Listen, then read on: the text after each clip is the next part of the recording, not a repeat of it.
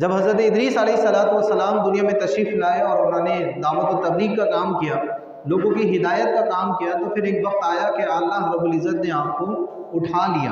اس میں دو روایتیں ہیں کہ آپ کو وفات ہوئی اور وفات کے بعد آپ کو آسمانوں پر اٹھا لیا گیا، اور ایک یہ کہ آپ کو زندہ آسمانوں پر اٹھا لیا گیا۔ تو اعلیٰ حضرت امام احمد رضا خان فاضل بریلوی رضی اللہ تعالیٰ عنہ نے لکھا کہ 4 انبیاء ایسے ہیں جو ابھی بھی حیات ہیں، ان میں 2 آسمان میں ہیں اور 2 زمین میں ہیں۔ 2 آسمان میں کون کون سے ہیں؟ ایک حضرت ادریس علیہ السلام اور ایک حضرت عیسیٰ علیہ نبینا علیہ السلام، اور 2 نبی جو زمین پر زندہ ہیں ان میں ایک حضرت خضر ہیں اور ایک حضرت الیاس علیہ السلام ہیں۔ اگرچہ ان میں روایات مختلف ہیں، حضرت خضر علیہ نبینا علیہ السلام یہ نبی ہیں یا نہیں ہیں، اس میں روایات مختلف ہیں، لیکن بعض نے ان کو نبی تصور کیا ہے اور نبی مانا ہے۔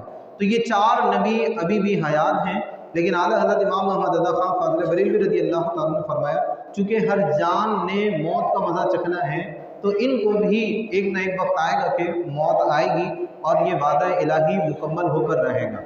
تو جب حضرت ادریس علیہ نبینا علیہ السلام آسمانوں پر اٹھا لیے گئے، اب ان کے بعد ایک طویل زمانہ گزرا، تو رفتہ رفتہ لوگ بت پرستی میں مبتلا ہوئے۔ انہوں نے پتھروں کے معبودوں کو، مجسموں کو اپنا معبود بنا لیا، اور اس کا آغاز اس طرح بیان کیا جاتا ہے کہ لوگوں نے جب ایک طویل وقت ایسا گزارا کہ ان کے درمیان کوئی نبی نہیں تھا، ان کو کوئی ہدایت دینے والا نہیں تھا، تو شیطان نے ان پر حملہ کیا، انہیں مختلف طریقوں سے ورغلانے کی کوشش کی۔ جیسے حضرت عبداللہ بن عباس رضی اللہ تعالیٰ عنہ فرماتے ہیں کہ ود، سوا، یغوث، یعوق اور نصر، یہ 5 ایسے بت تھے کہ جنہیں وہ لوگ بہت زیادہ اہمیت دیتے تھے۔ ان کے علاوہ اور بھی بت تھے، لیکن یہ 5 وہ بت تھے جن کو اور زیادہ وہ اہمیت دیتے تھے۔ تو یہ ود، سوا، یغوث، یعوق اور نصر، یہ جو ان کے اہم بت تھے، یہ دراصل ان کی نیک، جو ان کی قوم تھی، ان کے نیک افراد تھے، یہ ان کے نیک لوگوں میں سے شامل تھے۔ جب ان کا انتقال ہوا تو شیطان نے لوگوں کے دلوں میں یہ وسوسہ ڈالا، یہ بات ڈالی کہ جہاں پر وہ لوگ عبادت کرتے تھے، جہاں پر وہ لوگ اللہ رب العزت کی یاد کیا کرتے تھے، انہی مقامات پر ان لوگوں کے مجسموں کو قائم کر دیا جائے، کیونکہ لوگ بڑے بے چین تھے اور ان کو تکلیف اور غم بھی تھا کہ اللہ تعالیٰ کے مبارک بندے دنیا سے اٹھ گئے ہیں۔ تو شیطان نے ان کے دل میں یہ بات ڈالی کہ ان کے مجسموں کو تراشا جائے اور ان کے مجسمے ان مقامات پر رکھ دیے جائیں جہاں پر وہ نماز پڑھتے تھے، جہاں پر وہ اللہ تعالیٰ کی عبادت کرتے تھے۔ تو لوگوں کے دلوں میں جب یہ بات آئی تو انہوں نے عقیدت و احترام میں ان کے مجسموں کو بنا دیا، لیکن جو بنانے والے لوگ تھے وہ ان کی عبادت نہیں کرتے تھے،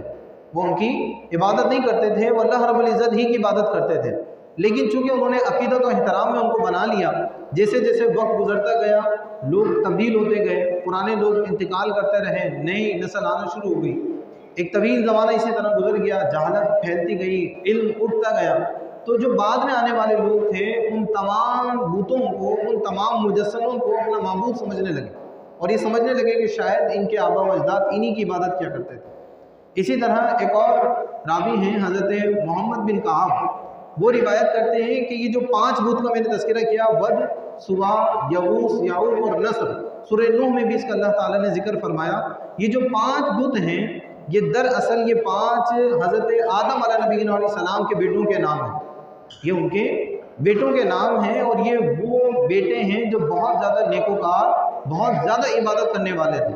تو یہ اللہ تعالیٰ کے بہت ہی مقرب بندے تھے۔ ان میں سے ایک کا انتقال ہوا تو بقیہ جو 4 تھے وہ بڑے غمگین ہو گئے، ان کو تکلیف ہوئی کہ ان کے بھائی کا انتقال ہو گیا۔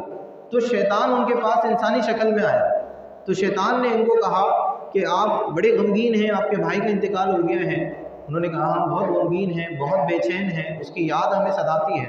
تو شیطان نے کہا کہ کیا ہی اچھا ہو، اگر تم چاہو تو میں اسی کی صورت کا ایک مجسمہ تمہیں بنا دیتا ہوں، اس کی صورت کا ایک مجسمہ میں تمہیں دے دیتا ہوں، تم اس کو دیکھتے رہنا اور اپنی یاد بجھاتے رہنا، جو دل کی تکلیف ہے وہ ختم ہو جائے گی، غم کی کیفیت ختم ہو جائے گی، اس کی جدائیگی کا احساس باقی نہیں رہے گا۔